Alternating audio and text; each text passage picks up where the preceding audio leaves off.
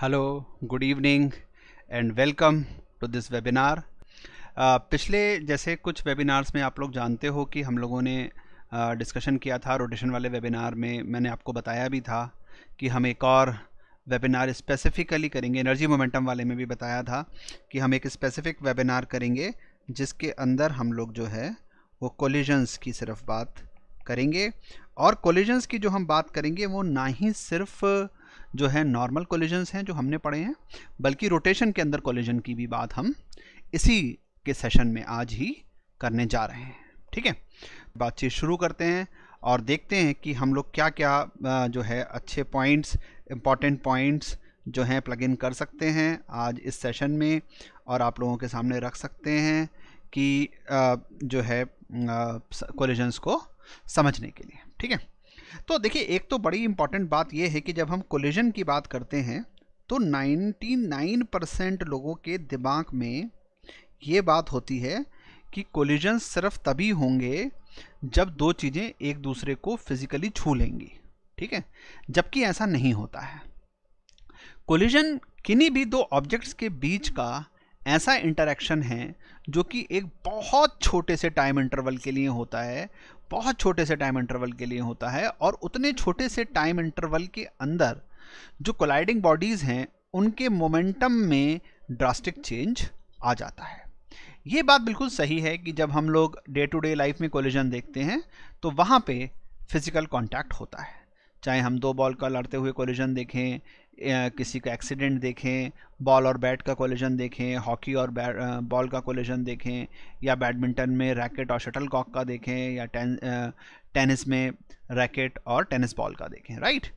But कुछ collisions ऐसे भी हैं जहाँ पे कांटेक्ट नहीं होता है, बट स्टिल जो है वो पार्टिकल्स के अंदर का मोमेंटम जो है चेंज हो जाता है, जिसमें सबसे इम्पॉर्टेंट एग्जांपल जो है वो रदरफोर्ड मॉडल का है।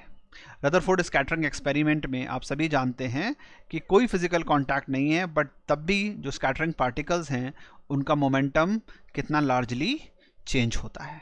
ठीक है, ऐसे ही कई बार जो क्या कह सकते हैं आपकी जो बॉडीज़ होती हैं, सेलेस्ट्रियल बॉडीज़ जो होती हैं, वो किसी भी प्लैनेट के पास आती हैं और अपना पाथ वहीं से बहुत ड्रास्टिकली चेंज कर लेती हैं। तो वहाँ पर भी अर्थ या किसी भी प्लैनेट के साथ उनका कोई कांटेक्ट नहीं होता है, बट उनका मोमेंटम चेंज हो जाता है। तो ऐसे कई और एग्जांपल्स भी हमें मिल सकते हैं जहाँ पे, जैसे closest distance of closest approach की बात करते हैं हम इलेक्ट्रोस्टैटिक्स में, वहाँ पर भी टच नहीं होता बट मोमेंटम जो है ड्रास्टिकली चेंज हो जाता है। तो कोई भी बहुत छोटा इंटरेक्शन जिसके अंदर पार्टिसिपेटिंग पार्टिकल्स का मोमेंटम ड्रास्टिकली चेंज हो जाए, ऐसी फिनोमिनन को हम लोग कोलिजन का नाम देते हैं। ठीक है, आप सभी लोग ये बात अब समझ गए होंगे। ठीक है, बट ये बात अलग है कि जो जिन कोलिजन्स की हम लोग बात करेंगे या जिनके फॉर्मूले हम ड्राइव करेंगे या जिनके क्वेश्चंस जेई में आते हैं, वो कोलिजन्स जो हैं वो फिजिकल इंटरेक्शन वाले ही कोलिजन होते हैं। ठीक है, अच्छा, अब कोलिजन को अलग अलग तरीके से क्लासीफाई किया गया है। एक तो भाई क्लासिफिकेशन सभी लोग जानते हैं कि क्या होता है, elastic, inelastic and perfectly inelastic and perfectly inelastic। ठीक है, ये तीन तरीके का है। इलास्टिक मतलब जहां पर कोई एनर्जी का लॉस नहीं है और बॉडी अपनी शेप्स रिगेन कर लेती है ना, डेल्टा के जो है 0 है। ठीक है, इनइलास्टिक या जिनको प्लास्टिक भी कहते हैं, जिनके अंदर एनर्जी का लॉस होता है, यानी बॉडी के अंदर कुछ टेम्परेरी या परमानेंट डिफॉर्मेशन आ जाता है। यहाँ पे डेल्टा के जो है वो 0 नहीं है। ठीक है, एंड परफेक्टली इनइलास्टिक कोलिजन में भी एनर्जी कंजर्व नहीं होती है, बट यहाँ पर क्या होता है कि आप कह देते हैं कि दोनों बॉडी स्टिक कर जाती हैं after collision, right. But in तीनों में ही मोमेंटम जो है वो जो रहता है वो कंजर्व रहता है। मोमेंटम जो रहेगा वो कंजर्व रहेगा या कांस्टेंट रहेगा। इन तीनों में ही मोमेंटम जो है वो कंजर्व रहेगा या कांस्टेंट रहेगा, राइट। अच्छा, फिर एक क्लासिफिकेशन है head on, oblique, direct, indirect, इस तरीके का। ठीक है। तो देखिए, जब भी कभी दो ऑब्जेक्ट कोलाइड करते हैं तो उसके अंदर बड़ी बड़ी इंपॉर्टेंट सारी बातें हम लोग करेंगे। हालांकि जेई मेन ने बहुत ज़्यादा क्वेश्चन कॉलिजन में तो नहीं पूछे हैं, बट स्टिल जो इंपॉर्टेंट चीज़ें हैं वो हम सारी करते हैं, क्योंकि मेंस एडवांस जहाँ पर भी आप एग्ज़ाम देंगे तो वहाँ पे आपको रिक्वायरमेंट होगी। सपोज़ करिए कि ये कोई एक ऑब्जेक्ट है, ठीक है, और सपोज़ कर लेते हैं हम लोग कि ये एक और ऑब्जेक्ट है, ठीक है, कि एक हम ले लेते हैं ऐसे कुछ बॉल टाइप का ऑब्जेक्ट, राइट, ये हमने कुछ बॉल टाइप का ऑब्जेक्ट ले लिया, और एक हम कुछ ले लेते हैं थोड़ा सा बैट टाइप का ऑब्जेक्ट, ठीक है, हमने कोई भी ऐसे दो ऑब्जेक्ट ले लिए, राइट। अब जब ये दोनों कोलाइड कर रहे हैं तो यहाँ पे दो चीज़ें बनेंगी, एक होगा कॉमन टेंजेंट और एक होगा कॉमन नॉर्मल, ठीक है। तो अगर मैं इस डायग्राम में, अगर आप मेरे से रिप्रेजेंट करने के लिए कहेंगे तो मैं कहूँगा ये हमारा कॉमन टेंजेंट है और ये हमारा कॉमन नॉर्मल है, ठीक है। तो ये हम सी टी लिख दे रहा हूँ मैं, कॉमन टेंजेंट है, ये मैं सी एन लिख दे रहा हूँ जो हमारा कॉमन नॉर्मल है, ठीक है। तो अब इसमें इंपॉर्टेंट पॉइंट्स क्या हैं। सबसे पहली बात, जो हम क्लासिफिकेशन की बात कर रहे हैं उससे पहले एक और बड़ा इंपॉर्टेंट पॉइंट, कि जब ये कोलिजन होता है ना बेटा, तो आप सभी जानते हैं कि जब कोलाइड करेगा तो नॉर्मल रिएक्शन लगेगी, क्योंकि दो ऑब्जेक्ट कभी भी जब एक दूसरे के कांटेक्ट में आते हैं तो उनके बीच में नॉर्मल रिएक्शन लगती है। बट यहाँ पे जो इंटरेक्शन है, जो कोलिजन का टाइम है, वो बहुत छोटा होता है, इसलिए जो नॉर्मल रिएक्शन लगती है वो कैसी होती है, बहुत छोटे टाइम के लिए लगती है। इसलिए ऐसी नॉर्मल रिएक्शन को हम लोग क्या कहते हैं, ऐसी नॉर्मल रिएक्शन को हम लोग इम्पल्सिव नॉर्मल रिएक्शन कहते हैं, ठीक है। तो पहली बात तो ये हो गई कि जो नॉर्मल रिएक्शन है यहाँ पे, that is impulsive normal reaction, ठीक है, इम्पल्सिव नॉर्मल रिएक्शन, ठीक है। यानी जो इम्पल्स लग रही है वो नॉर्मल डायरेक्शन में लग रही है, ठीक है, यानी उसका कोई भी कंपोनेंट कॉमन टेंजेंट के डायरेक्शन में नहीं आएगा, ठीक है। इसलिए हम यहाँ पे कह सकते हैं, सो द लीनियर मोमेंटम, ये बहुत इंपॉर्टेंट थ्योरम है, the linear momentum of the individual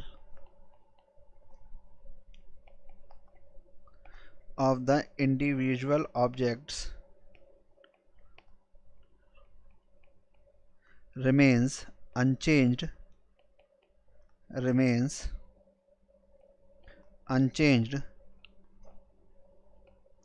along common tangent। ये बहुत इंपॉर्टेंट थ्योरम है और बहुत सारी जगहों पर काम आएगी, ठीक है। कॉमन टेंजेंट के अलोंग जो है, जो लीनियर मोमेंटम इंडिविजुअल है वो क्या रहेगा, अनचेंज रहेगा, राइट। अच्छा, अब जो डायरेक्ट इनडायरेक्ट या ऑब्लिक कोलिजन की जो बात करते हैं, तो जब velocity of colliding bodies are along the common normal को हम लोग एक चीज और बोलते हैं, कॉमन नॉर्मल को हम लोग और क्या बोलते हैं, कॉमन नॉर्मल को हम लोग और बोलते हैं line of impact. Common normal को क्या बोलेंगे, दूसरी चीज, लाइन ऑफ इम्पैक्ट, ठीक है। तो ये मेरा सर से थोड़ा हट रहा है, ठीक है, लाइन ऑफ इम्पैक्ट बोलेंगे, ठीक है। चलिए, अब इसमें क्या लिखते हैं कि अगर velocities of colliding bodies are along the line of impact then it is called as head on collision, ठीक है। तो when the velocities of the colliding bodies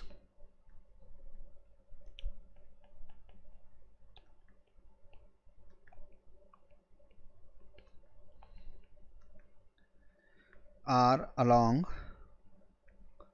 the line of impact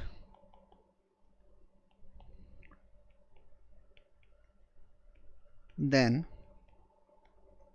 collision is head on,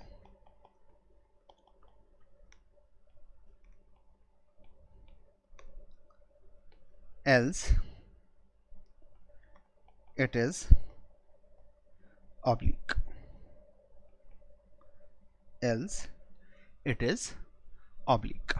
right. तो ये बात हो गई, ठीक है। अच्छा, अब हम लोग बात करते हैं, इसमें सबसे इंपॉर्टेंट जो एक टर्म हमारा आता है जिसको हम कहते हैं कोएफिशिएंट ऑफ रेस्टिट्यूशन, ठीक है। तो कोएफिशिएंट ऑफ रेस्टिट्यूशन,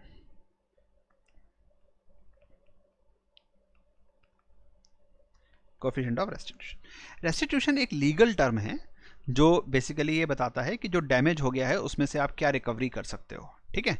तो इसी टर्म को यहाँ पर फिजिक्स में यूज़ किया जाता है और यूज़ करके देखा जाता है कि यहाँ पे हम इसे स्मॉल ई से डिनोट करते हैं और ये होता है ratio of relative velocity of separation, relative velocity of separation to the relative velocity of approach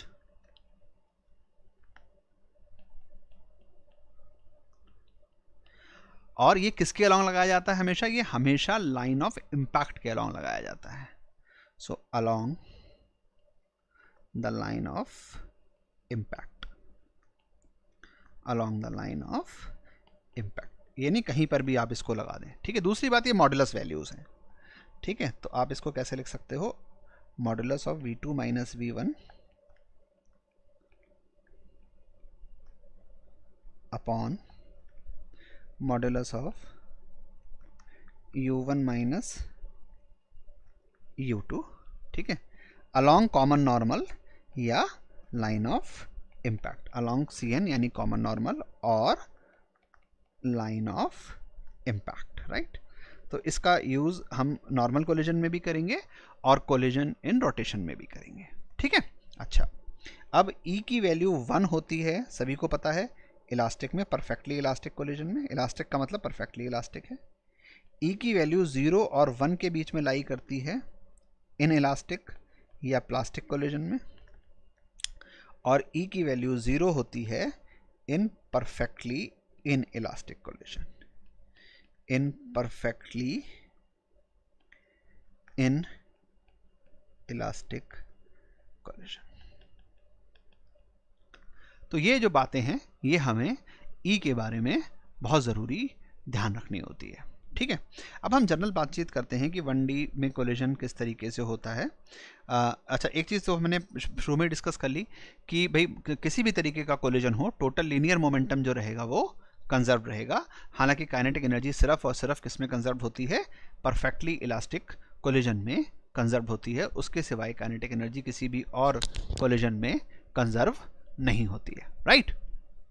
चलिए आगे देखते हैं कि हम इसमें क्या और डिस्कस करेंगे। तो सपोज करते हैं कि हम एक जनरल फार्मूले, सिर्फ फार्मूले ही बात करेंगे और कुछ नहीं बात करेंगे। डेरिवेशन का तो समय खैर क्या होगा इस समय। ये बिफोर कोलिजन की स्थिति है और ये आफ्टर कोलिजन की स्थिति है।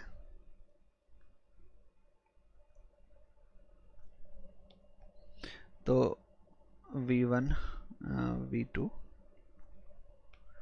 u1 u2, ठीक है, और ये मास m1 m2 m1 m2, ठीक है।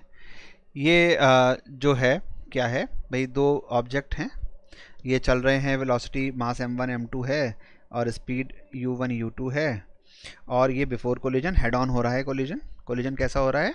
हेड ऑन हो रहा है। And this is after collision, और आफ्टर कोलिजन जो है m1 m2 चल रहे हैं वेलोसिटी v1 v2 से, ठीक है। तो कुछ वैल्यूज जो हैं हमें याद अगर हम रख लें तो हमारी जो कह सकते हो आप क्वेश्चन सॉल्व करने की एबिलिटी जो होती है वो फास्ट हो जाती है। अदरवाइज हमें बार बार मोमेंटम कंजर्व करना पड़ेगा, ई की इक्वेशन लिखनी पड़ेगी और फिर क्वेश्चन को हम सॉल्व करेंगे। तो उससे बेटर है कि हम लोग एक बार में फार्मूले याद कर लें कुछ, ठीक है। तो दो मैं फार्मूले आपको लिख रहा हूँ, सभी शायद को वैसे भी पता हो कि v1 is equal to m1 minus e m2 upon m1 plus m2 into u1 plus m2 into 1 plus e upon m1 plus m2 into u2, ठीक है। Similarly v2 is m1 into 1 plus e upon m1 plus m2 into u2 plus m2 minus e m1 upon m1 plus m2 into u2। ये general है and these are along the this is for a head on collision, right. This results are for head on collision, right.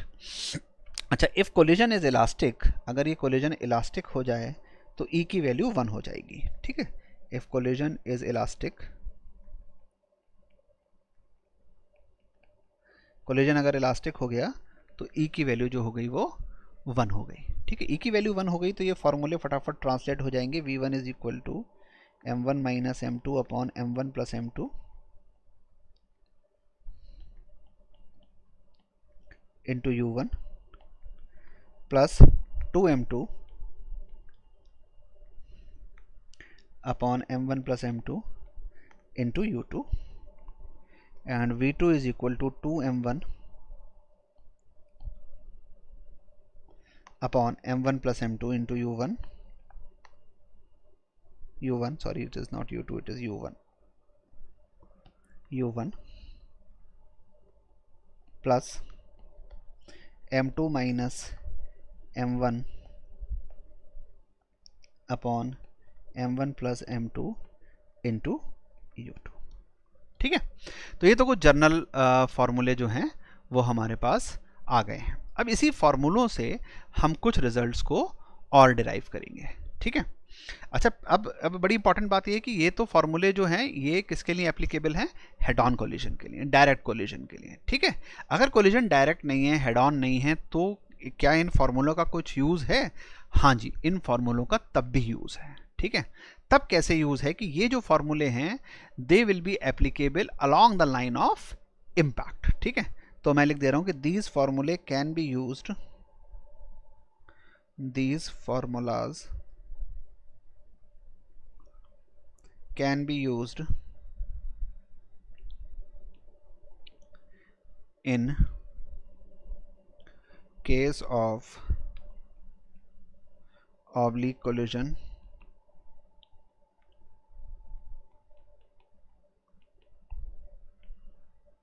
along the common normal या फिर line of impact, ठीक है। चलिए, अच्छा, अब हम लोग इसका ना कुछ 2-3 इंपॉर्टेंट रिजल्ट्स बात करते हैं। इलास्टिक कोलिजन की बात ही चल रही है, ठीक है। We are continuing in elastic collision, ठीक है। If m1 is equal to m2, अगर m1 m2 बराबर हो जाए, अगर m1 m2 बराबर हो जाएंगे तो यहाँ पे देखिए फर्स्ट टर्म 0 हो जाएगा, यहाँ पे सेकंड टर्म 0 हो जाएगा और ये 2m2 2m हो जाएगा और m प्लस m 2m हो जाएगा, ये कैंसिल हो जाएगा। यानी हमें मिल जाएगा कि v1 is equal to u2 and v2 is equal to u1, यानी velocity will be interchanged, velocity will be interchanged, velocity जो हो गई वो इंटरचेंज हो गई। अच्छा, अब एक तो ये केस हो गया, फर्स्ट केस हो गया ये। एक केस होता है कि एक भारी ऑब्जेक्ट एक हल्के ऑब्जेक्ट पे रेस्ट पे आके टकरा जाए, ठीक है। तो इफ u2 0 है and m1 is very very larger than m2, यानी एक भारी ऑब्जेक्ट एक हल्के से रखे हुए ऑब्जेक्ट के ऊपर आके टकराता। तो यहां पे देखिए, तो ये वाले तो u2 वाले तो दोनों टर्म 0 हो गए। अच्छा, अब v1 में का जो फॉर्मूला है इसमें m2 आप निगलेक्ट कर लो तो v1 is equal to u1 आ जाएगा। देखिए, m2 को m1 के रिस्पेक्ट में निगलेक्ट कर लीजिए। देखिए, सेकंड वाला टर्म जो है जिसमें u2 लिखा है वो तो खत्म हो गया क्योंकि u2 0 है। अब फर्स्ट वाले टर्म बचे दोनों के, v1 के और v2 के। तो v1 के फर्स्ट वाले टर्म को अगर आप देखोगे तो m2 को m1 के रिस्पेक्ट में निगलेक्ट कर सकते हैं क्योंकि हमने ये मान लिया है कि m1 is very very large then m2, तो v1 is equal to u1 आ गया। तो पहली बात तो ये आ गई कि v1 is equal to u1 means ये हो गया कि speed of heavy object remains unaffected, speed of heavy object remains unchanged, remain unchanged।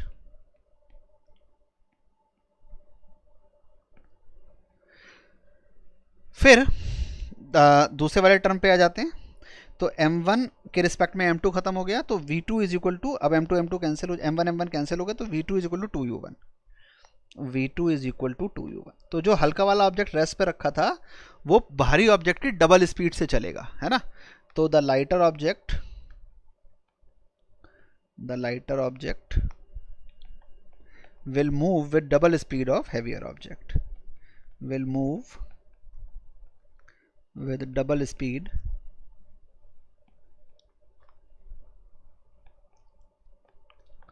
of the heavier object। ठीक है। अच्छा, तीसरी इंपॉर्टेंट चीज इसमें अगर हम उल्टा कर दें, हम ये कर दें कि एक हल्का ऑब्जेक्ट एक बहुत भारी ऑब्जेक्ट के जो रेस्ट पे था उससे जाके टकराता है, ठीक है। तो if u2 is 0 and m2 is very large then m1, ठीक है। तो अब फिर से अगर हम वापस देखें स्लाइड पर अपनी, तो क्या देखेंगे कि सेकंड वाले टर्म्स तो u2 वाले तो खत्म हो गए। फर्स्ट वाले टर्म जो हैं, इस बार हमें क्या करना है, इस बार हमें m1 को निगलेक्ट करना है। इस बार हमें क्या करना है, m1 को निगलेक्ट करना है। किसके कंपैरिजन में, m2 के। तो v1 को अगर आप देखोगे तो m2 को अगर आप m1 को निगलेक्ट कर दोगे तो माइनस m2 अपॉन m2 यानी माइनस, यानी v1 is equal to minus u1, v1 is equal to minus u1। यानी जो लाइट वाला ऑब्जेक्ट है वो अपनी उसी स्पीड से रिबाउंड कर जाएगा। सो लाइटर ऑब्जेक्ट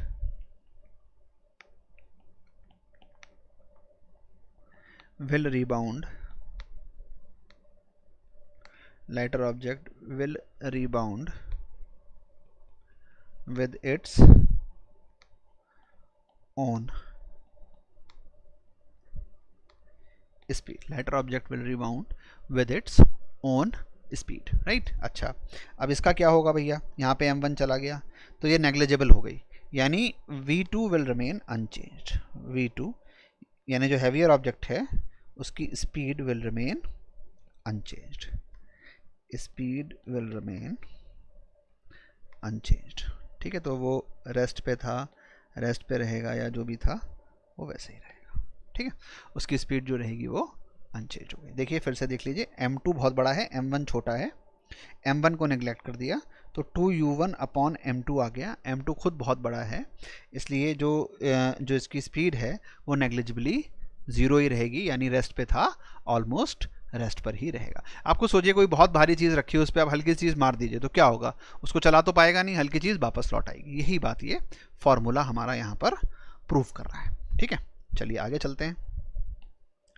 अब ई का यूज़ करते हैं। तो आप सभी लोग जानते हैं, जैसे हमारे पास इस तरीके की सिचुएशन हो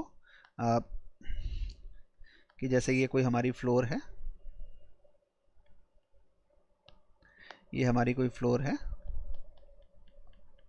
और इस पे एक ऑब्जेक्ट जो है, इस पे कोई भी ऑब्जेक्ट जो है वो सपोज करते हैं कि h हाइट से गिरता है और ये जब आके यहाँ पे टकराता है तो इसकी स्पीड u होती है। ये जब रिबाउंड करता है तो इसकी स्पीड v होती है और ये कुछ h डैश हाइट तक वापस जाता है, ठीक है। तो ऐसे में हम सब क्या लिखते हैं कि v is equal to e times u, and after nth collision we will say that v after nth collision is equal to e to the power n into u, ठीक है।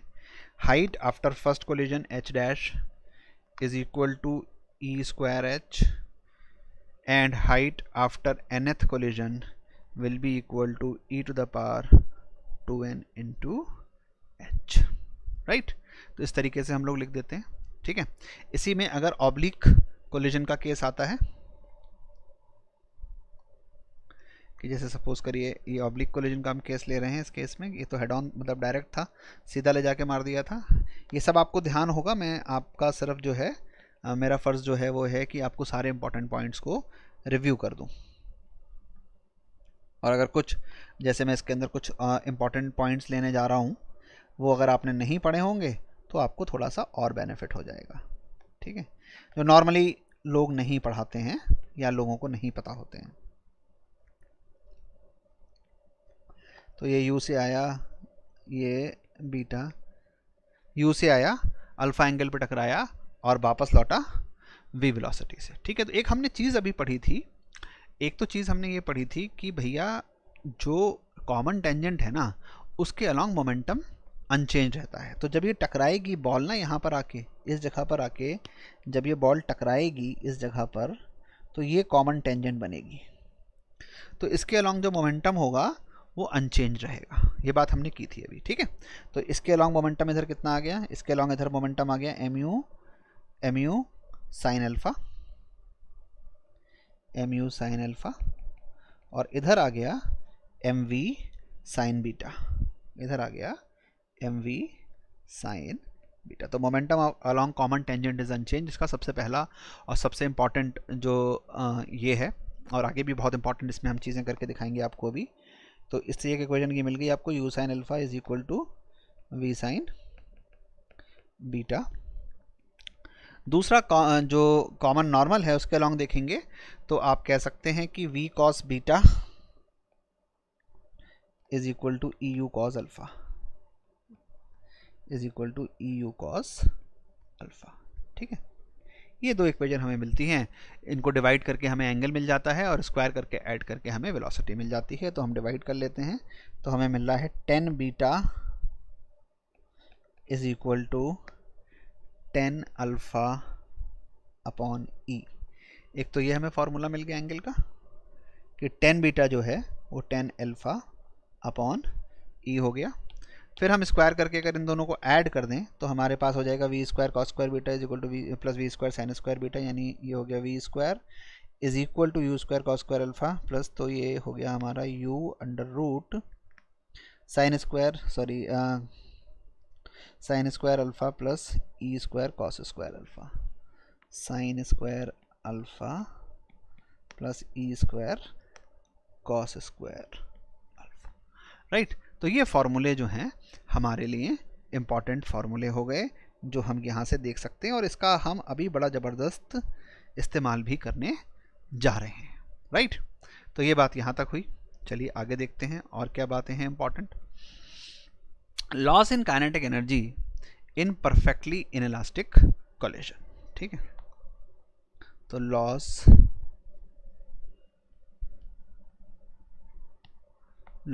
in kinetic energy in perfectly inelastic collision, in perfectly inelastic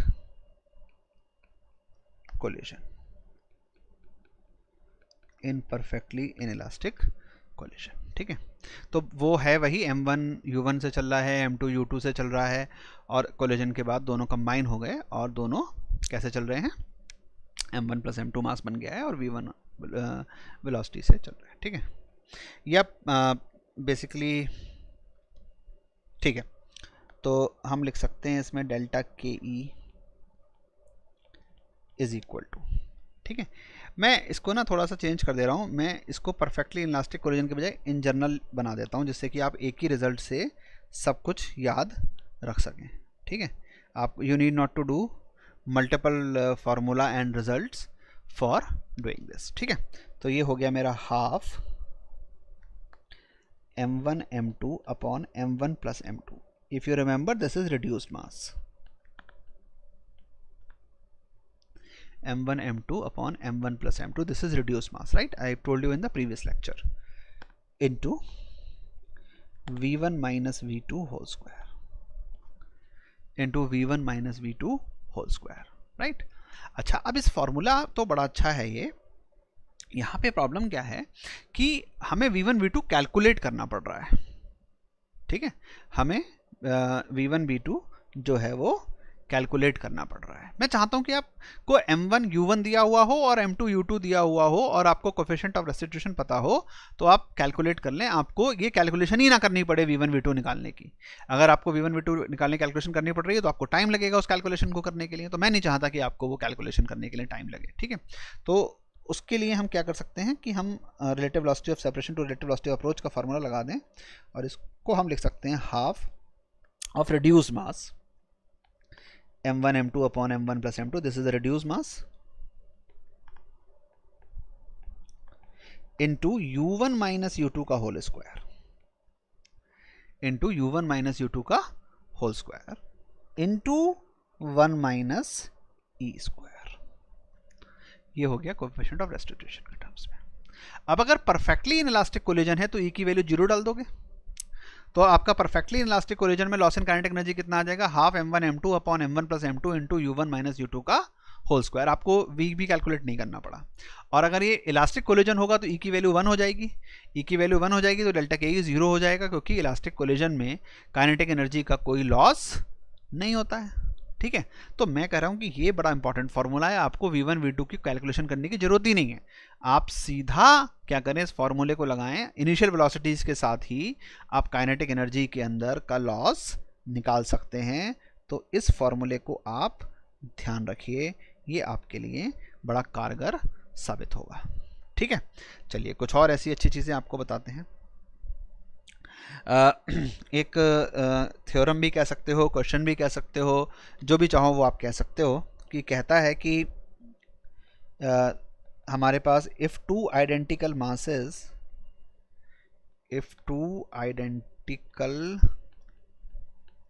masses collides obliquely such that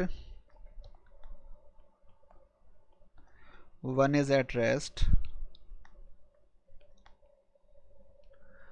prove that they fly perpendicularly.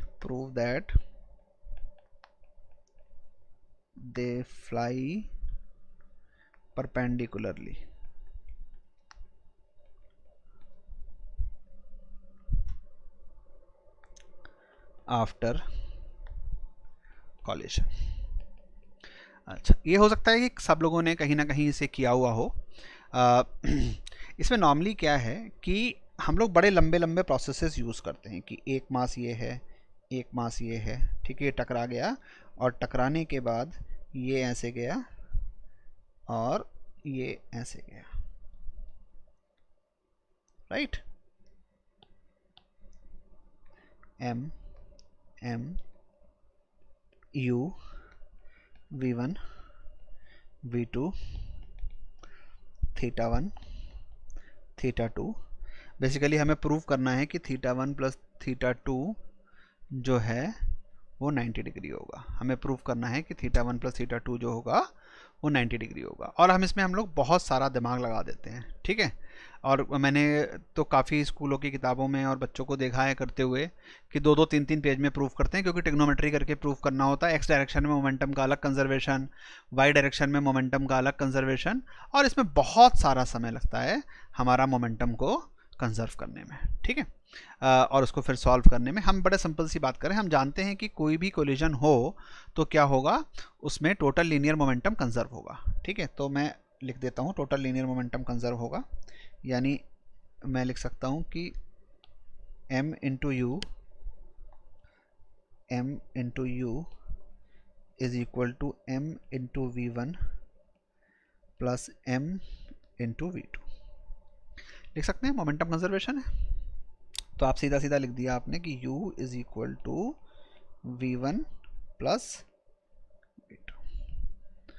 एक equation ये आ गई, ये आपको vector का याद दिला रही है कि u is resultant of v1 and v2। ये आपको वेक्टर की याद दिला रही है कि u is resultant of v1 and v2, right.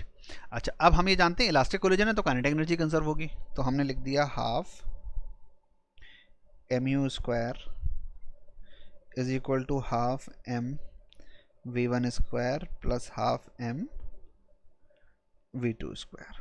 लिख सकते हैं। तो इससे हमें मिल गया कि u square is equal to v1 square plus v2 square, ठीक है। और पहली इक्वेशन क्या मिली थी, u vector is equal to v1 vector plus v2 vector. तो एक इक्वेशन तो ये कह रही है कि u जो है रिजल्टेंट है v1 v2 का, दूसरा उसके मैग्नीट्यूड को रिलेट कर रही है कि u square is equal to v1 square plus v2 square. तो पैरेलल अगर आप लॉ ऑफ एडिशन से आप सबको पता है कि अगर u square is equal to v1 square plus v2 square है, इसका साफ मतलब है कि v1 और v2 के बीच में एंगल जो होगा वो 90 डिग्री होगा। Hence it clearly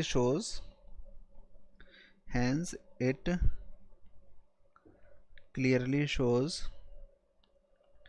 angle between v1 and v2 is 90, angle between v1 and v2 is pi by 2। ठीक है, तो ये चीज़ आपकी यहाँ पर एक चीज़ प्रूव हो गई। ठीक है, अब एक और बड़ा फेमस क्वेश्चन है, शायद सारी जगहों पर है, ये क्वेश्चन भी सारी जगहों पे है वैसे, और ये वाला क्वेश्चन भी सारी जगहों पर है। ये क्वेश्चन ये कहता है कि एक स्फीयर है या डिस्क है, कुछ भी ले लीजिए, ठीक है, ये ऐसे है, और एक छोटा सा पार्टिकल है, ये इससे आके टकराता है। ठीक है, इसका मास m है, इसकी वेलोसिटी u है, इसका मास ले लीजिए आप, सपोज कर लीजिए कैपिटल M। ठीक है, इक्वल भी ले सकते हैं, इक्वल भी ले सकते हैं दोनों का मास, कंडेंस मास हो जाएगा फिर ये वाला छोटा वाला। ठीक है, तो आपका मन हो तो आप इक्वल ले लीजिए, आपका मन हो तो आप अलग अलग ले लीजिए। ठीक है, ये ऐसे आके टकराते हैं, और इसके बाद हमें इसकी वेलोसिटीज वगैरह बतानी है कि क्या होगी आफ्टर कोलिजन। ठीक है, तो इस क्वेश्चन को करने में भी हम लोगों को क्या लगता है कि बहुत सारा समय लगता है। ठीक है, तो ये बट मैं बिना समय लगने वाला क्वेश्चन करके दिखाऊंगा आपको। यहाँ पे कुछ स्मॉल डी ले लेते हैं, इस डी को हम लोग बोलते हैं, जो सेंटर ऑफ मास से डिस्टेंस दूर है, इस डी का नाम होता है इम्पैक्ट पैरामीटर। क्या बोलते हैं इसको? इम्पैक्ट पैरामीटर, इम्पैक्ट पैरामीटर बोलते हैं, राइट। तो चलिए अब देखते हैं कि हम इस क्वेश्चन को फटाफट कैसे सॉल्व कर सकते हैं। ठीक है, लंबे तरीके से तो सभी लोग सॉल्व कर लेते हैं, हम लोग बात कर रहे हैं कि छोटे तरीके से क्वेश्चनों को कैसे सॉल्व किया जाए, कैसे हमारे जो डिराइव करे हुए रिजल्ट्स हैं उनको हम लोग यूज़ करें। ठीक है, ये at the time of collision हो गया, this is at the time of collision. ठीक है, इस समय पे अगर आप देखिए तो ये एक हमारा कॉमन टेंजेंट हो गया। ठीक है, थोड़ा सा नॉन स्केल है बट ठीक है, थोड़ा सा नॉन अप टू स्केल है, और ये हमारा कॉमन नॉर्मल हो गया, right. This is common tangent and this is common normal. तो हमने ये पता है कि momentum of the individual along common normal will remain unchanged. ठीक है, तो ये बड़ी वाली स्फीयर बॉल तो रेस्ट पे थी, ये आ रहा था कुछ u वेलोसिटी से, राइट, ये आ रहा था कुछ u वेलोसिटी से, तो इसका मान लेते हैं कुछ ये एंगल थीटा है, यहाँ से बन रहा है। ठीक है, तो अलोंग तो हो गया mu cos थीटा, और अलोंग द टेंजेंट हो गया mu sin थीटा। तो ठीक है, तो momentum of small particle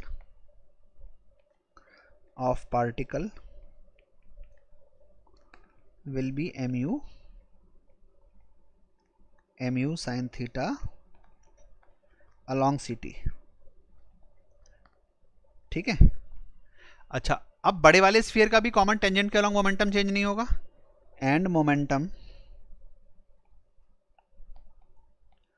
of sphere, sphere भी हो सकता है, डिस्क भी हो सकती है, क्वेश्चन में कुछ भी दे सकते हैं, विल बी 0। ये मैं लिख रहा हूँ इसलिए टाइम लग रहा है, आप दिमाग में सोचोगे तो कुछ नहीं टाइम लग रहा है। अलॉन्ग कॉमन टेंजेंट लिख इसलिए रहा हूँ जिससे कि आप भी लिख लो, और जो लोग हमारे सिस्टम में हैं या हमारे साथ कहीं से कैसे जुड़े हुए हैं, उनको जो PDF मिलते हैं इसके बाद, तो उनके साथ भी चला जाइए। ठीक है, अलॉन्ग कॉमन टेंजेंट, राइट। तो ये पहले रेस्ट पे था, तो कॉमन टेंजेंट के अलॉन्ग इसका मोमेंटम 0 था, तो अभी भी इसका कॉमन टेंजेंट के अलॉन्ग मोमेंटम 0 है। अगर इसका कॉमन टेंजेंट के अलॉन्ग मोमेंटम 0 है तो इसके पास चलने की सिर्फ एक ही तरीका है, वो तरीका ये है कि ये जो है कॉमन नॉर्मल के अलॉन्ग चलेगा। ठीक है, सो द ओनली ऑप्शन, ये कॉमन टेंजेंट के अलॉन्ग 0 है तो कॉमन नॉर्मल के अलॉन्ग ही होगा, तभी तो कॉमन टेंजेंट के अलॉन्ग कंपोनेंट 0 आएगा। ठीक है, so the only option for the disk, for the sphere, sorry,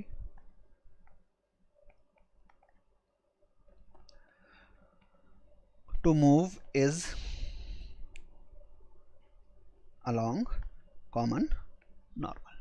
ठीक है, अच्छा, हम अभी सिंप्लिसिटी के लिए दोनों के मास सेम ले रहे हैं। ठीक है, जिससे कि हम और फास्ट इसको कर लें, और वैसे अलग मास पे आएगा तब भी आप ऐसे ही कर सकते हैं। ठीक है, अब हमें ये पता था कि अगर दो जो पार्टिकल्स इक्वल मास के कोलाइड करते हैं तो उनकी वेलोसिटीज इंटरचेंज कर जाती हैं। ठीक है, उनकी वेलोसिटी इंटरचेंज कर जाती है। इसका मतलब जो छोटा वाला पार्टिकल है उसकी कॉमन नॉर्मल के अलॉन्ग वेलोसिटी 0 हो जाएगी, और बड़ा वाला जो स्फीयर है या डिस्क है उसकी वेलोसिटी वही होगी कॉमन नॉर्मल के अलोंग जो छोटे वाले पार्टिकल की थी। जो मैंने आपसे कहा था कि ऑब्लिक कोलिजन में भी हम यही रिजल्ट अप्लाई कर सकते हैं, पर किसके अलोंग? कॉमन नॉर्मल के अलोंग। ठीक है, so the velocity of particle, मैं देखो सब थ्योरेटिकली सॉल्व कर दिया मैंने इतना बड़ा question, along c n will be 0। ठीक है, और यही हम आपसे चाहते हैं कि आप भी ऐसा ही करो। ठीक है, and the velocity of sphere along c n will be, कितनी है वेलोसिटी भैया इसकी सी एन की? u cos theta, will be u cos theta. ठीक है, तो यानी ये वेलोसिटी जो हो गई u cos थीटा हमें निकालना है। तो देखिए ये, इसको अगर मैं यहाँ से ज्वाइन कर दूँ, ऐसे करके ज्वाइन कर दिया मैंने ये। ठीक है, तो u cos थीटा की वैल्यू कितनी होगी? cos theta is base upon hypotenuse. ठीक है, तो hypotenuse is what? Capital R, क्योंकि इस पार्टिकल का साइज तो नेग्लिजिबल है, and this is impact parameter d। ठीक है, so base will be under root capital R square minus d square, capital R square minus d square upon hypotenuse is r upon hypotenuse. तो ये इसका answer आ गया। वैसे आप पता नहीं कितना लंबा करोगे तो आंसर आएगा, है ना। अच्छा, तो इसका मतलब ये जो पार्टिकल है this will move along common tangent, और जो बड़ा वाला स्फीयर है this will move along common normal. ठीक है, अगर हम इन दोनों के मास अलग ले लेते तो हम फिर वो वाला फार्मूला अप्लाई कर देते। कौन सा वाला?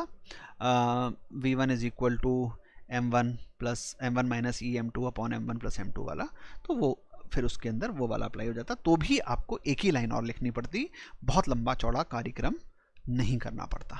ठीक है, तो ये तो बात हो गई जर्नल। इसमें कोलिजन में जितनी चीज़ें हमें ध्यान रखनी है, इसमें मेरे को लगता है कि ये चीज़ें बहुत इंपॉर्टेंट हैं। साथ ही साथ ये वाला फार्मूला जो है ये भी बहुत इंपॉर्टेंट है, और जितनी बातें मैंने कहीं ना कहीं बताई कॉमन टेंजेंट के अलोंग ये सारी बहुत इंपॉर्टेंट है। ठीक है, अब हम लोग एक कुछ देर बात कर लेते हैं कोलिजन इन रोटेशन की। ठीक है, तो कोलिजन इन रोटेशन में हमारे कोर्स में जो है वो काफ़ी लिमिटेड है जो लिखा हुआ है, तो उसी पे हम लोग बातचीत करेंगे। वैसे तो ये टॉपिक अपने आप में 3-4-5 घंटे लगा देता है। ठीक है, बट हाँ ऑब्वियसली उतना टाइम तो हमारे पास यहाँ पर नहीं है, तो आप भी जानते हैं, और हम इसलिए इसके अंदर लिमिटेड चीज़ों की ही बातचीत करेंगे। ठीक है, बट जो करेंगे उससे आपका काम हो जाएगा, राइट।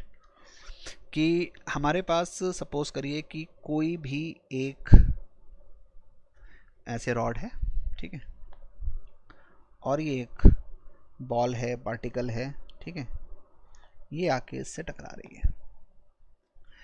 ये जो रिजिड बॉडी है, बड़ी वाली रॉड जो है ये रेस्ट पर है। ये हमेशा क्वेश्चन आपके पास ऐसे ही होगा। ठीक है, तो उसमें परेशान नहीं होना है। ये सेंटर ऑफ मास हो गया इसका। ठीक है, ये कुछ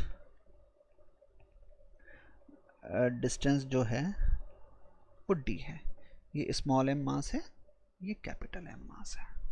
ये पॉइंट ऑफ कोलिजन है, जिस पॉइंट पे ये कोलिजन होगा। ठीक है, तो कुछ तो बेसिक लॉ आप सीधे सीधे अप्लाई कर सकते हैं। पहली बात की law of conservation of linear momentum, law of conservation of momentum. तो law of conservation of momentum के तहत आप इसको लिख सकते हैं कि m into u vector is equal to m into v vector, मतलब इसकी velocity after collision, plus capital M into capital v vector, यानी रॉड का मोमेंटम आफ्टर कोलिजन। ठीक है, फिर इसमें हम law of conservation of angular momentum, क्योंकि टकराएगा तो ये रॉड घूमने लगेगी। ठीक है, तो फिर इसमें हम दूसरा यूज़ कर सकते हैं law of conservation of angular momentum. तो पहले जो एंगुलर मोमेंटम था सिर्फ पार्टिकल के चलने की वजह से था, तो वो था मेरा mu इंटू डी, और अब कितना हो गया? अब हो गया मेरा mv into D plus ICM into omega, यानी जो रॉड घूमने लगी उसका एंगुलर मोमेंटम। ठीक है, अच्छा, अगर ये पार्टिकल चिपक जाए रॉड से तो क्या कहते हैं, पार्टिकल का भी मोमेंट ऑफ इनर्शिया इसमें जोड़ना पड़ेगा। ठीक है, अगर पार्टिकल ये रॉड से स्टिक कर जाए तो फिर पार्टिकल का भी मोमेंट ऑफ इनर्शिया इसमें ऐड करना पड़ेगा। ठीक है, दूसरा तरीका एक ये होता है कि दोनों का कॉमन सेंटर ऑफ मास निकाल लें फिर उसके अबाउट करें, बट वो जेई मेन के लिए नहीं है, वो जेई एडवांस में उस तरीके के प्रॉब्लम ज़्यादा जो होते हैं वो हावी होते हैं। ठीक है, अच्छा, इसमें आप एक काम और भी कर सकते हैं कि जब ये टकराएगा तो उस पर लीनियर इम्पल्स लगेगी। तो जो लीनियर इम्पल्स होती है that is equal to change in linear momentum. ठीक है, linear impulse is equal to change in linear momentum. अच्छा, इसी की आप एंगुलर इम्पल्स भी लिख सकते हैं। तो एंगुलर इम्पल्स के लिए लिखेंगे आप J into d is equal to change in angular momentum. Angular impulse will be change in angular momentum. ठीक है, सो ये जो है कुछ बेसिक चीज़ें हैं जो इसमें आप लोग ध्यान रख सकते हैं। ठीक है, अच्छा, इस तरीके के प्रॉब्लम्स जो हैं का एक आध बार जो हैं वो जेईई मेंस में तो हार्डली एक ही बार पूछा गया है। वैसे जेईई एडवांस के लिए तो ये सबसे ज़्यादा अट्रैक्टिंग टॉपिक है। तो जब हम जेईई एडवांस के बारे में बात कर रहे होंगे तब हमें शायद इस पर्टिकुलर टॉपिक पे एक पूरी क्लास या एक पूरा वेबिनार हम लगाएंगे जिसके अंदर हम कोलिजन एंड रोटेशन की बात करेंगे। ठीक है, तो अभी के लिए इतना काफ़ी है कि आप एक बार तो ऐसे पार्टिकल्स को सॉल्व करने के लिए conservation of linear momentum use करिए, conservation of angular momentum use करिए, या आप इम्पल्स भी देख सकते हैं कि J is equal to delta P मतलब चेंज इन लीनियर मोमेंटम, और angular impulse is equal to delta L यानी चेंज इन एंगुलर मोमेंटम। तो मैं यहाँ पे लिख दे रहा हूँ, ये मैं बात कर रहा हूँ लीनियर इम्पल्स की, जिससे सबको याद रहे, और ये हम बात कर रहे हैं एंगुलर इम्पल्स की। ये हम बात कर रहे हैं एंगुलर इम्पल्स की, राइट। चलिए, ठीक है, तो अब हम लोग कुछ क्वेश्चंस देखते हैं 2019 के और 2020 के। कैसे कैसे क्वेश्चन कोलिजन को लेके पूछे गए हैं। बहुत सारे डायरेक्ट क्वेश्चंस हैं, एक आध में कैलकुलेशंस इन्वॉल्व है। ठीक है, तो बहुत ज़्यादा क्वेश्चंस नहीं है हालांकि, बट ठीक है, टॉपिक तो इम्पॉर्टेंट है, अगर आएगा तो करना ही होगा हमें सॉल्यूशन उसका। ठीक है, तो देखते हैं क्या है। फर्स्ट क्वेश्चन देखते हैं, 2019 का क्वेश्चन है ये। ए body of mass m1 moving with a velocity m1 जो है वो चल रहा है v1 i कैप से, यानी x एक्सिस के अलॉन्ग। ठीक है, undergoes A collinear collision with A body of mass m2 moving with velocity v2 i cap. After collision m1 and m2 move with velocity, m1 move with velocity v3 i cap and m2 moves with velocity of v4 i cap. ठीक है, and m2 is equal to 0.5 m1 and v3 is equal to 0.5 v1। ठीक है, तो ये जो है collision है, collinear है। ठीक है, और कोलिजन के बाद ये लोग ऐसे चल रहे हैं, तो आपको बताना है। तो एक तो सीधी बात ये है भैया कि ये वन डायमेंशन कोलिजन है, वन डायमेंशन कोलिजन है, यानी सारे एक ही डायरेक्शन में चल रहे हैं, इसलिए लीनियर मोमेंटम आप डायरेक्टली कंजर्व कर सकते हैं। इसलिए आप लिख सकते हैं कि m1 into v1 plus m2 into v2 is equal to m1 into v3 plus m2 into v4, right. ये तो आपने मोमेंटम का कंजर्वेशन लिख लिया। अब यहाँ पे आपको एक डेटा दिया हुआ है कि m2 is equal to 0.5 m1। ठीक है, तो आपने लिख लिया m1 v1 plus m1 by 2 v2 is equal to m1 v3। तो m1 v3 की जगह लिख दिया आपने v1 बाई 2, v3 की जगह लिख दिया आपने v1 by 2 plus m2 v4। ठीक है, m2 v4। ठीक है, then the value of m1 is, अब आप इसको ऐड कर लीजिए। तो m1 v1 में से m1 v1 बाई 2 गया, तो ये बचा m1 v1 by 2 plus m2 v2 by 2 is equal to m2 v4। ठीक है, अब आप इसको सॉल्व कर लीजिए, तो आपको ऑप्शन नंबर बी जो है वो ऑब्टेन हो जाएगा। ठीक है, चलिए नेक्स्ट क्वेश्चन देखते हैं। नेक्स्ट क्वेश्चन कह रहा है a body of mass 2 kg makes an elastic collision. ठीक है, makes an elastic collision E is equal to 1 with the second body is at rest. ठीक है, तो U2 is equal to 0 and continues to move in the original direction with 1/4 of the original speed. तो अगर मेरा U1 जो था वो U था, तो V2 जो हो गया, V1 जो हो गया वो मेरा U/4 हो गया। ठीक है, and continues to move in the original direction with 1/4 of the original speed. ठीक है, तो इसमें u2 0 है. ठीक है, तो हम सीधा सीधा फार्मूला लगा देते हैं अपना कि v1 जो था मेरा, v1 क्या था मेरा, v1 था मेरा m1 minus m2 upon m1 plus m2 into u1. ध्यान है, ये फार्मूला हमने अच्छा u2 आगे वाला लिखेंगे नहीं क्योंकि u2 0 है. अच्छा v1 कितना हो गया, v1 मेरा हो गया u/4 is equal to m1 है 2. ठीक है, m2 मुझे फाइंड करना है upon 2 plus m into you. ठीक है, इसको आप सॉल्व करेंगे तो आपको m की वैल्यू जो मिलेगी वो 1.2 kg m की वैल्यू ऑब्टेन हो जाएगी. ठीक है, तो फार्मूले का गेम है सीधा सीधा. अगर आपको फार्मूला याद है आप फटाफट कर लोगे, नहीं याद है तो एनर्जी मोमेंटम को कंजर्व करोगे और फिर सॉल्व करोगे. ठीक है, तो मेरी एडवाइस यही है कि आप फार्मूले याद रखें. ठीक है, नेक्स्ट प्रॉब्लम पे आते हैं. ये 2 डायमेंशन कोलिजन का क्वेश्चन है. 2 particles of mass m and 2m moving as shown with speed 10 metre per second and 5 metre per second collide elastically at the origin. After the collision they move in the indicated directions with velocity v1 and v2. The value of v1 and v2 are. तो इसमें x direction में अलग momentum को conserve किया जाएगा और y direction में अलग मोमेंटम को कंजर्व किया जाएगा. ठीक है, तो sigma px is equal to 0, मतलब momentum conservation along x direction. ठीक है, तो x डायरेक्शन में आप पहले देखिए तो इसकी वेलोसिटी इधर है. ठीक है, ये ऐसे चल रहा है और ये 2m जो है ये ऐसे हो गया, इसकी वेलोसिटी इधर. ठीक है, चलिए तो हम लिख देंगे m यानी पहले वाला मास इनटू उसकी वेलोसिटी कितनी थी भैया 10 और ये कितना आ गया इधर cos 30 प्लस 2m, इसकी वेलोसिटी कितनी थी 5 इंटू ये भी cos 30 इज इक्वल टू, अच्छा ये क्या है 2m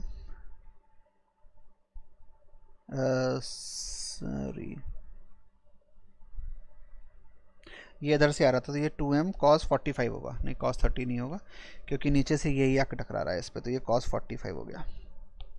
cos 45 is equal to 2m into v1 into cos 30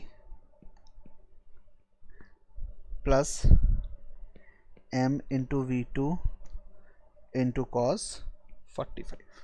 ठीक है, जो v2 है इसका कंपोनेंट इधर ही आएगा x की तरफ, राइट, और इसका कंपोनेंट भी इधर ही आएगा. Similarly sigma py is equal to 0, यानी मोमेंटम का conservation along y direction, momentum का कंजर्वेशन अलोंग y डायरेक्शन. तो y डायरेक्शन में मोमेंटम का कंजर्वेशन देखें तो m into 10 minus m into 10 into sine 30. देखिए इसका कंपोनेंट नेगेटिव तरफ जा रहा है, ऐसे जा रहा है तो माइनस लिख लिया है. इसका कंपोनेंट जो है ऊपर जा रहा है इसलिए प्लस लिख देंगे, plus 2m into 5 into sine 45 is equal to, इसका कंपोनेंट इधर हो गया भैया 2m is equal to 2m into v1 2m into v1 into sine 30 और ये ऐसे जा रहा है इसका इधर आ जाएगा plus m into v2 into sine 45. ठीक है, ये हमारी equation number 2.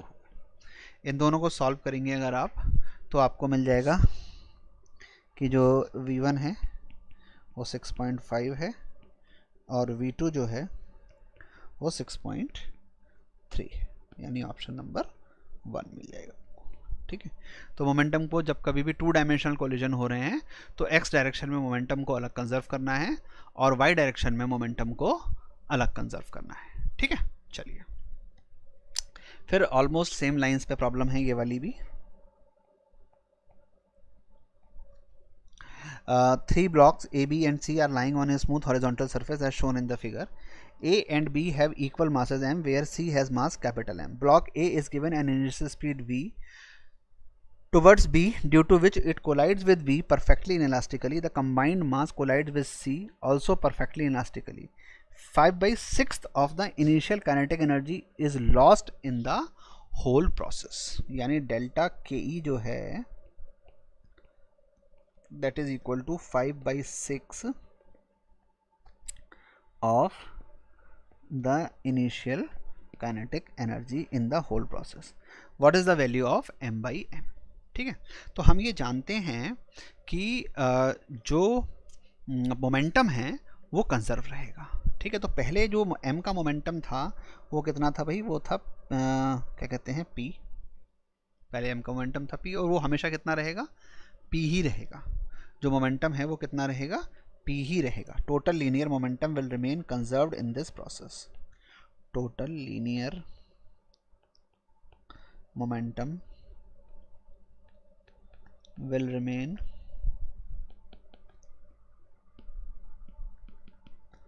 conserved in this process.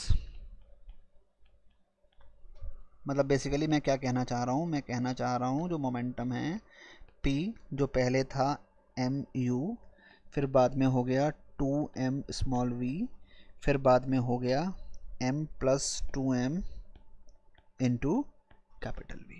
ये सब वैल्यू जो है सब सेम है. ठीक है, अच्छा, अब देखिए जो ये जो है ना लास्ट वाली लाइन, इसको मतलब इसको तो करने के बहुत सारे तरीके, लंबे तरीके भी हैं, बट हम छोटे तरीकों की बात ही कर रहे हैं इस समय. The combined mass with C also perfectly elastic. 5/6 of the initial kinetic energy is lost in the whole process. 5/6 also perfectly elastically. 5/6 of the initial kinetic energy is lost in the whole process. तो initial kinetic energy का कितना loss हो गया? 5/6 loss हो गया. यानी final kinetic energy कितनी हो गई? फाइनल काइनेटिक एनर्जी होगी 1/6. ठीक है, इसका साफ मतलब क्या हो गया कि final KE final is equal to 1/6 of KE initial. अच्छा, KE फाइनल को हम क्या लिख सकते हैं? P स्क्वायर, क्योंकि सबका मोमेंटम सेम है, upon twice of m plus 2m. बोले लिख सकते हैं. इसका मास कितना है? m plus 2m is equal to 1/6 of the initial kinetic energy is equal to 1/6 of P square upon 2m. P square upon 2m. ठीक है, इसको आप सॉल्व करेंगे तो आपको जो है वो m अपॉन m की वैल्यू मिल जाती है capital 4. Capital M upon m की वैल्यू मिल जाती है 4. राइट, तो there is no need to go in a longer method and calculate all the momentums. It is simply you can do it like this. Right, okay, so let's move to the next problem.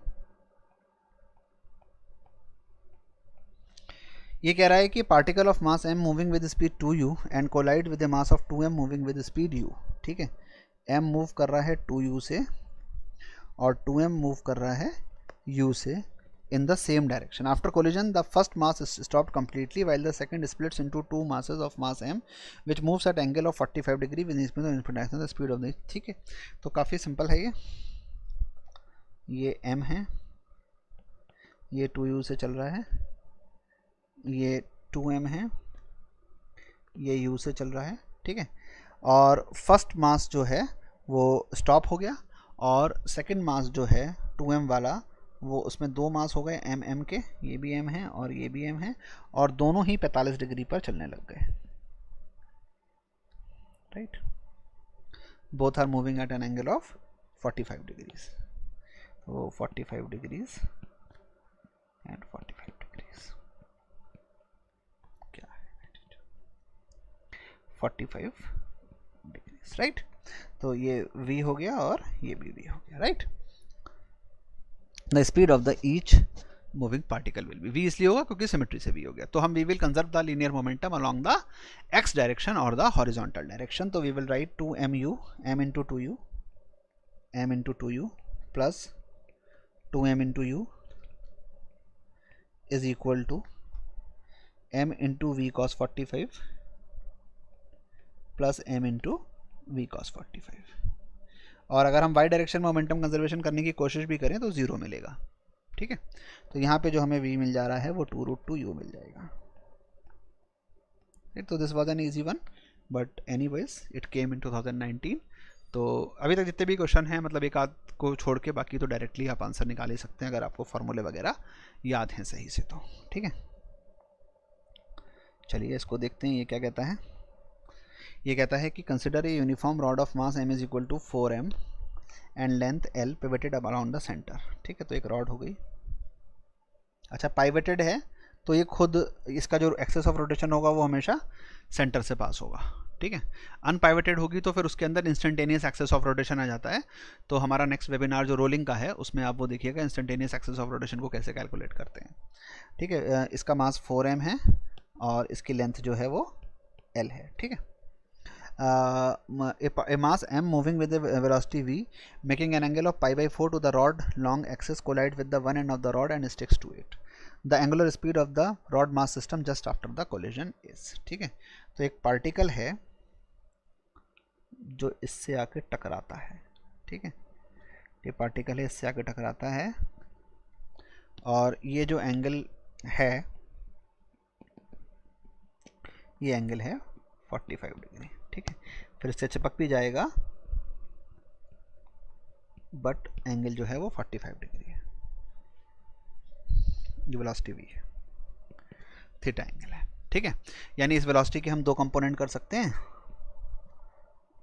ऐसे ही। Just ये हो गया मेरा v cos 45 और ये हो गया मेरा v sin 45। ठीक है, तो क्लियरली यहाँ पे क्या चीज़ यूज़ कर लें, law of conservation of angular momentum use कर लेंगे। ठीक है, तो law of conservation of angular momentum. तो टकराने से पहले रॉड रेस्ट पे थी, रॉड का कोई मोमेंटम भी नहीं था और एंगुलर मोमेंटम भी नहीं था। मोमेंटम तो वैसे भी नहीं हो सकता क्योंकि हिंज करी हुई है रॉड सेंटर पे, तो वो तो ट्रांसलेशन कर नहीं सकती है, सिर्फ और सिर्फ क्या कर सकती है, रोटेशन कर सकती है। ठीक है, तो पार्टिकल का एंगुलर मोमेंटम देख लेते हैं। तो पार्टिकल का एंगुलर मोमेंटम हो गया मेरा mv sin 45 इंटू l/2। ये पार्टिकल का एंगुलर मोमेंटम हो गया इज इक्वल टू, अब पार्टिकल रॉड में चिपक गया है और रॉड अपने सेंटर के अबाउट घूमेगी तो इसका I इंटू ओमेगा होगा फाइनल एंगुलर मोमेंटम। ठीक है, तो I रॉड का कितना हो गया ml²/12, तो m कितना है 4m l²/12। ठीक है, प्लस पार्टिकल का मास है m और कितना डिस्टेंस दूर है इससे l/2 whole square into omega. ये हो गया कंजर्वेशन ऑफ एंगुलर मोमेंटम। तो इससे आप सॉल्व करेंगे तो ओमेगा की वैल्यू आपको मिलेगी 3√2/7 v/l, राइट। तो this is based on law of conservation of angular momentum, right. तो ये कोलिजन का क्वेश्चन, यही एक कोलिजन का क्वेश्चन आया है जेईई में। चलिए अगला क्वेश्चन देखते हैं। अगला क्वेश्चन क्या कहता है, ये है इसी बार 8 जनवरी मॉर्निंग का क्वेश्चन है। 8 है यानी 8 जनवरी मॉर्निंग का क्वेश्चन। ये कहता है body of mass m is equal to 0.1 kg has an initial velocity of u जो है वो हो गई मेरी 3i metre per second. It collides elastically with another body b of same mass, b का मास भी 0.1 kg and has an initial velocity of, इसका u1 ले लेते हैं, इसको u2 ले लेते हैं, initial velocity of 5j metre per second. After collision a moves with a velocity of, यानी v1 इसकी वैल्यू हो गई 4i cap plus j cap and the energy of b after collision is written as the value of x is. ठीक है, तो पहले तो हम क्या करें, मोमेंटम का कंजर्वेशन कर लें। ठीक है, law of conservation of momentum, law of conservation of momentum, right. तो मोमेंटम का कंजर्वेशन अगर हम करते हैं तो हम लिखेंगे 0.1 into 3i cap, 0.1 into 3i cap plus 0.1 into 5j cap is equal to 0.1 into 4i cap plus j cap plus 0.1 into velocity of v जो हमें नहीं पता है, राइट। अब हम इसको 0.1 सब जगह से कैंसिल हो गया, ये हो गया 3i cap plus 5j cap, तो vb मेरा हो गया 3i cap plus 5j cap, तो 4i कैप इधर गया तो minus i cap plus j cap, minus i cap plus j cap, right. ये हो गया मेरा। तो अब जो है हमें इसका अगर हम मॉड ऑफ ये लिख दें, मॉड ऑफ वी बी, तो कितना हो जाएगा? मॉड ऑफ वी बी हो गया मेरा √2। ठीक है, मॉड ऑफ वी बी हो गया मेरा √2। So kinetic energy of b after collision अगर हम देखें तो हम कहेंगे half m b into v b square. यही हुआ कॉलिजन के बाद kinetic energy. So kinetic energy of b after collision will be equal to half into 0.1 into VB square is 2 से 2 कैंसिल हो गया, तो दिस इज इक्वल टू 1/10। और kinetic energy हमें दे रखी है x/10, therefore x is equal to 1, इसलिए x की वैल्यू क्या मिलेगी? 1 मिलेगी। ठीक है, तो ये भी कोई बहुत टफ क्वेश्चन नहीं था 2020 में जो आया है, मतलब मुझे लगता है कि बहुत ही इजी क्वेश्चन था और सब बच्चों को इसको कर लेना चाहिए था। ठीक है, चलिए नेक्स्ट देखते हैं क्या होता है। नेक्स्ट क्वेश्चन कहता है 2 पार्टिकल्स ऑफ मास m